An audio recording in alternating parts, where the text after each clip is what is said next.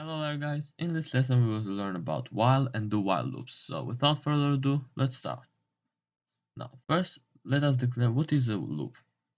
Well, a loop is a structure that we use to repeat a process several times. What does it mean? Well, let me show you an example. Let us say we want to print the letter A, but we want to print this letter 2 times.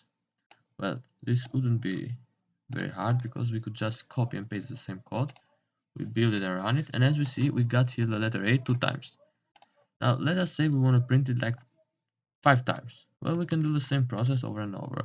We just print it 5 times. Now the problem is that let us say we want to print it 1,000 times or 10,000 times. We can just go and do the same process as we did for 5 times, but 1,000 times. That would be time consuming. That is why we use loops here. Now, let me declare a loop, a while loop to be more specific. Now, the way we declare a loop, the way the loop is constructed is that we first got the keyword here, in this case while, then we've got the condition here. Now, this condition is used to control the loop. If the condition is true, then everything in the body of the loop will be executed, but if this condition is not true, then the whole loop will be skipped. So it will go right here. Here. Now, concerning the condition, this condition can be very similar with that of if statement, but for this case we can just give it true.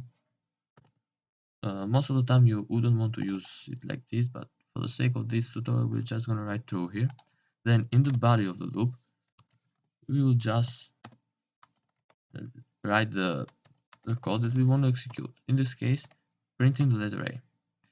Now if we build it and run it, what you see here is that we get A many times. In fact, we would get A infinitely, without any limit.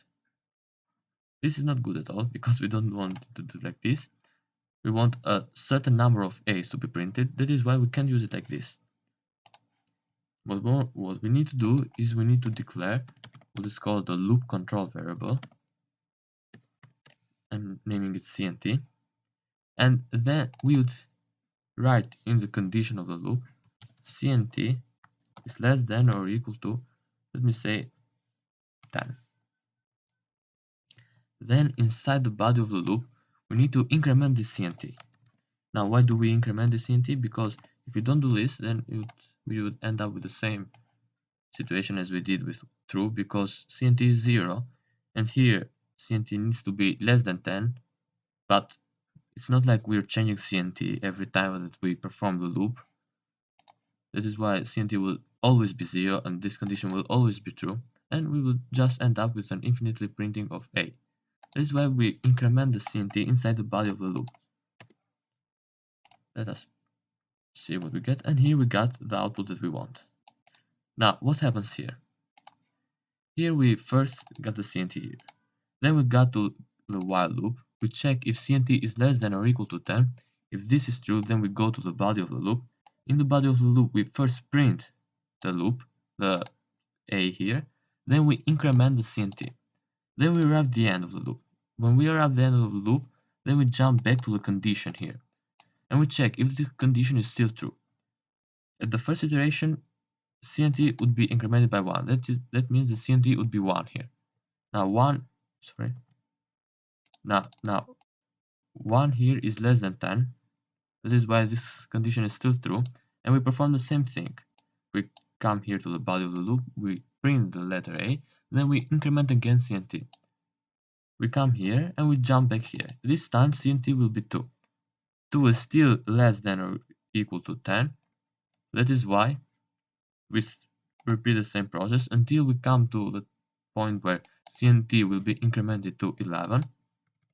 In this case, 11 will not be less than or equal to 10, and we will jump out of the loop here.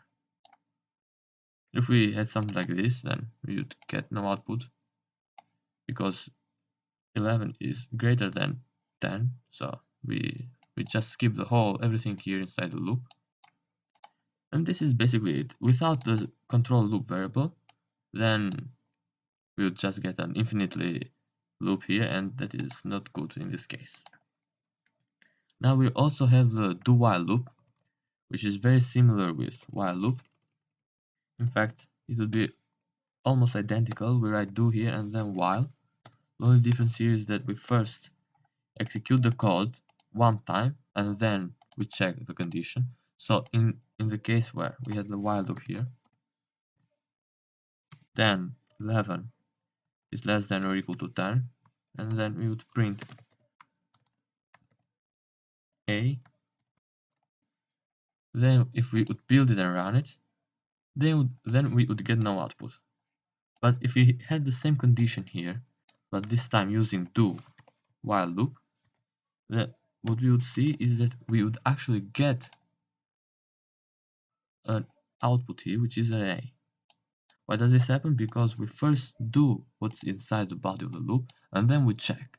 So do while loop can be used when we want a certain code to be executed at least one time. Even if the condition is false, we want this code to be executed at least one time. That's why we can use do while loop. Very similar with while loop, the only difference is that it will for sure be executed one time. We can also add an if statement here. So we can check inside here if 11 is less than or equal to 10, and then this would be turned into a normal while loop here because we would get no output. What is here? Okay, we have added an extra here. We've got to make our code a little bit cleaner here.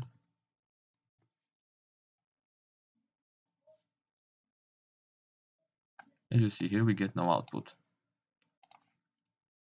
Well, these are just some examples of what we can do with while loops and do while loops. In fact, there are a lot more in this for these while and while loops. But in this lesson, we will just learn these things. Next time, we will learn about for loops, so stay tuned. See you next time.